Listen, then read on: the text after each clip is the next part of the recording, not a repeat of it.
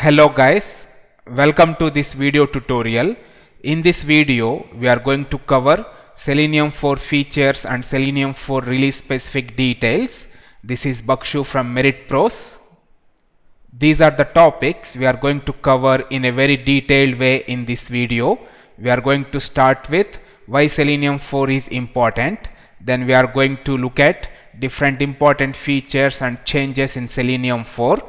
We have new features like W3C standardization of WebDriver, improved Selenium grid functionality and UI portal, then relative locators and better window and tab management. Also, Selenium 4 is promising us up-to-date and detailed documentation. Everyone is waiting for this for a long time. I am really excited about all these features. Then there are few more features and updates. All those we are going to cover today. Going further, join our YouTube family, click the subscribe button to never miss our videos and watch them first. Also, like the video and comment on the video. It is really going to motivate me. Let's get started with our first topic. So, why Selenium 4 is important? This is because with Selenium 4 we are going to get very stable and enhanced Selenium.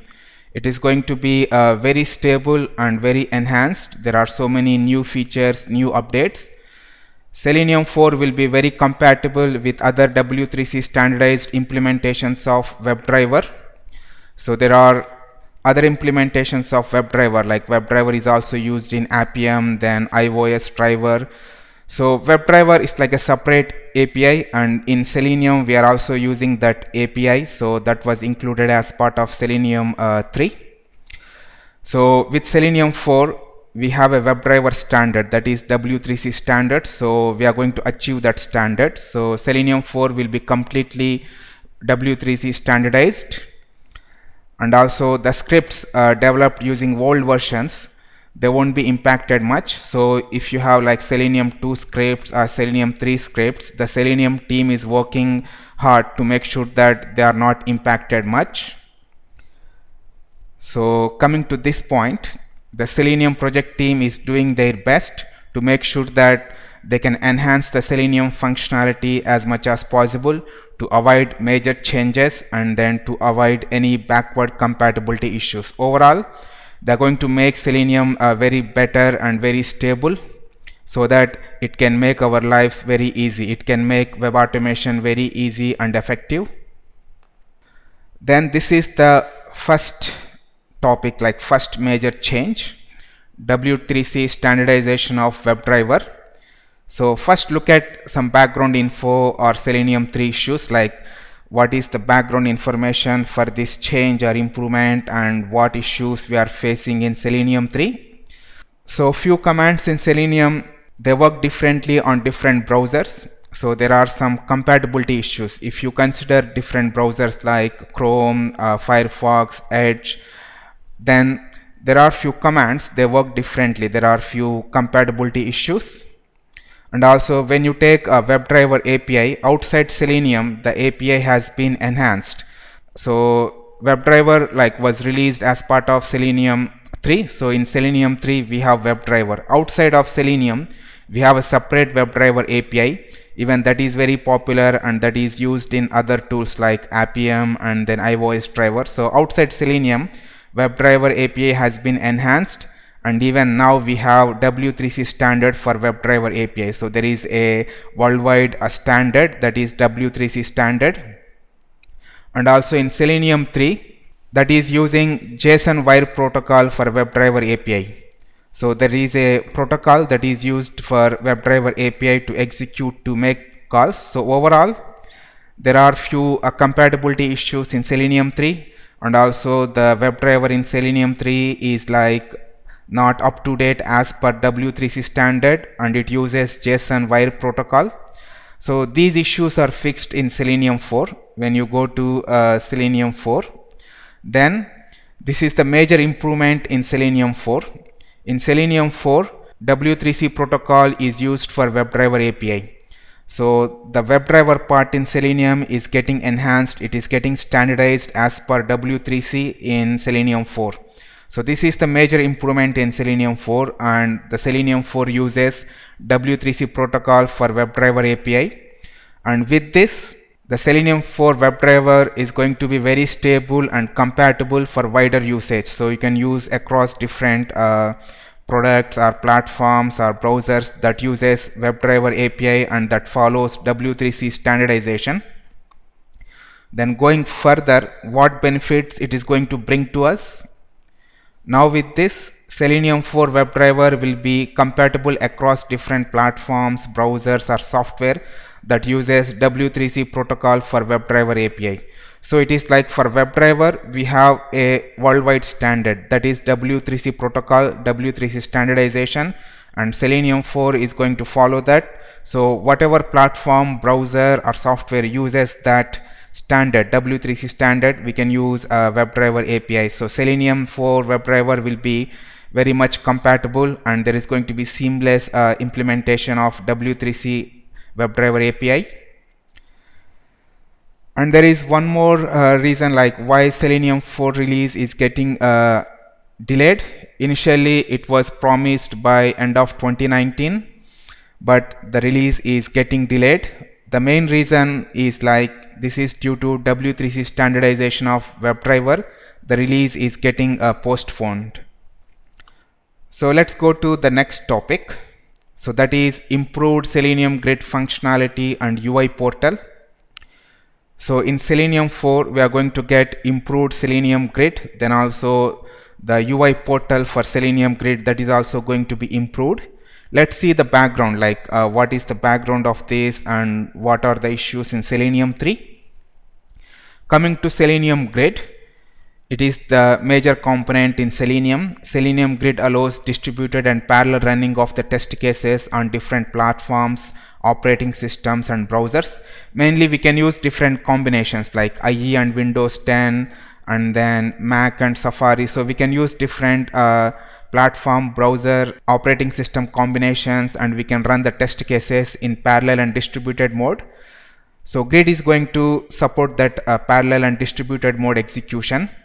So when you consider Selenium Grid, there are two main parts. One is Central Hub, one is Node. So we need to start Central Hub, that is going to act as distributing agent. Then we have like individual Selenium WebDriver nodes. Those are going to take the test cases and execute. So when you start Selenium Grid, it works as Central Hub. Then we can start multiple Selenium WebDriver nodes. Those are like execution machines to register under that Selenium Grid Hub, and then we can do distributed and parallel execution. So that is the background of Selenium Grid. Then coming to the issues with Selenium Grid, it is difficult to set up and configure. So with Selenium Grid, if we want to work with that, we need to start first the hub, and then we need to start different nodes. Testers have been facing difficulties to set up and configure Selenium Grid. Mainly there are issues like connecting nodes and hub. Once you have the hub, the central hub, which can distribute the load, then we need to start the nodes which can execute the load like the test cases. Then connecting these nodes and hubs, and then there are few configuration issues. There are like thread safety, bug issues. So all those issues are there. Then one more thing is like Selenium Grid UI and web portal, like the execution details we can see from that web portal. So that is also not very user friendly and informative. So we are going to see those issues resolved in Selenium 4. So coming to improvements or changes in Selenium 4 for Selenium Grid. With Selenium 4, it is very easy to set up and configure Grid. They are going to enhance Grid to a completely new level. Once you start Selenium Grid, it will act as both hub and node. So the moment you start the Selenium Grid, it is going to work as both hub and node. So you don't need to do any extra setup or configuration. That is going to be very easy. Even there are bug fixes for improved functionality and stability. So there are mainly bugs like thread safety, so which are going to affect like Docker support. So they are going to fix all those bugs so that we can get improved functionality and stability. So with that, we are going to get better Docker support. Now Selenium Grid and Docker we can integrate very well. Along with that, we are going to have UI improvements in Selenium 4 Grid.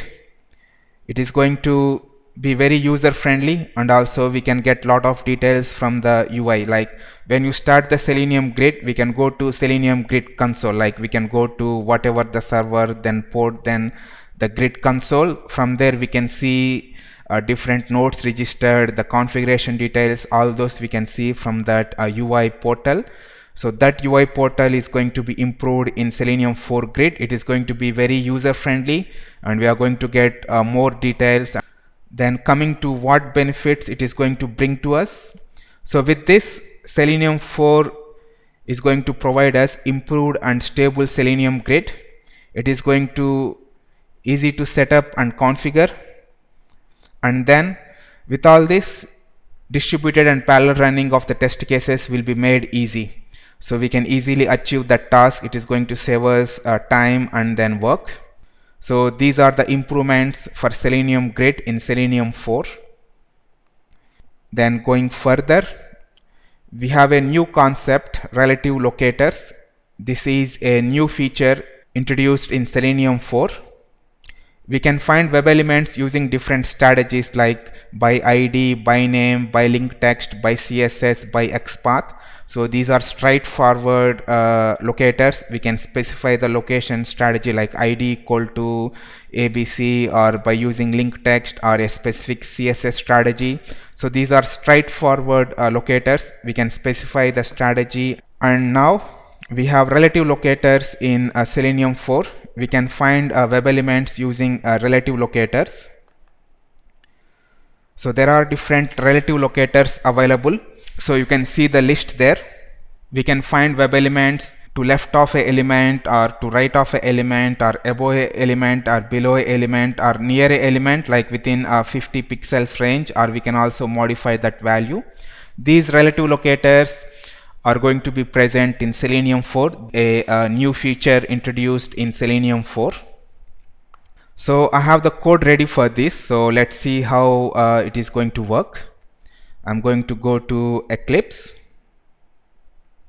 So here I have a Java project. This is a Selenium 4 release Java project. Then here we have all our source code here.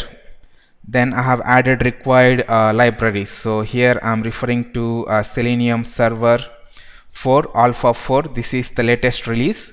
Let me go to Selenium website. So this is the new up-to-date Selenium websites. Even the Selenium website is updated. So this is the one, www.selenium.dev. They have introduced a new website, and you can find all the details here, and there is a lot of documentation as well. Go to download section, and from here we can download a latest version of Selenium. So the latest stable released version is 3.141.59. So this is the latest stable released version. Then Selenium 4 is in progress. They are developing that, and the latest build is Selenium 4 Alpha version. So this is like a development build, still in development. So we are not supposed to use this for official work or real-time work. They are providing these alpha builds so that interested people can use for testing, or you can catch up with Selenium 4 features. But this is not like official build, and we should not use this for actual real-time automation. So let's use this alpha release build so that we can catch up with Selenium 4 features. We can play around and get to know with Selenium. So when you click this, it is going to download the jar file. So I have already downloaded this jar file. So this is the version, Selenium Server, then 4.00 Alpha 4. So that's the Selenium jar file I'm using here. I have downloaded that jar file and then added here. So Selenium Server 4.00 Alpha 4. Then within the src folder, I have my code. Let me go to relative locators. So this is a simple test. So here we are using the Firefox browser. This is the code to set up a Firefox browser. Then we are going to go to a Google website. Then we are referring to search button. So let me go to Google website. So we are going to go to Google website, and then we are referring to this search button, and then you can see we have this I'm feeling lucky button. So this is like to write off this search button. So we have this Google search button. To write off this search button, we have this I'm feeling lucky. So we want to get this button, like we want to go to this web element using relative locator. So let's see. I have the code for that. So we are saying that use a Firefox browser, then go to google.com. So it's like going and opening Firefox browser, then opening Google. Then we want to refer to this button. So we are referring to that button. So we are saying that web element search button equal to driver.find element by CSS selector input value equal to Google search. So that's like we are using the button value to refer to that button, and then we are printing the element, like whatever details within that element we are printing. So up to here this is like Selenium 3 code. Even this code is going to work in Selenium 3. Then at the end we are closing the browser. We are saying that test passed, then we are closing the browser. Then whatever we have here, like start of Selenium 4 code, end of Selenium 4 code, so this code is specific to Selenium 4. This won't work with Selenium 3 server jar. This is specific to Selenium 4. So here we are saying that driver.find element. From there we need to specify like this. So we have a new method with tag name. So that is coming from Selenium. You can see org.openqa Selenium support locators. Then we have a new relative locators class. From there we have the functionality. So this is coming from Selenium 4 server. So we need to say driver.find element, find a element with tag name input. So input tags, find input tags. To write off what element? We are saying search button. So we are saying that to write off this search button, find input elements. So here we have this input element. Then we are assigning that to lucky button, that is the web element, and then we are printing that. So basically we are opening Firefox browser. We are going to Google homepage. Then we have this search button. We are referring to that search button. Then we are printing that web element. Then we are trying to find what is right of that search button. So we are saying that driver.find element with tag name input. So find the input tags to write off search button. So whatever write off the search button, find the input tags. So if I inspect this,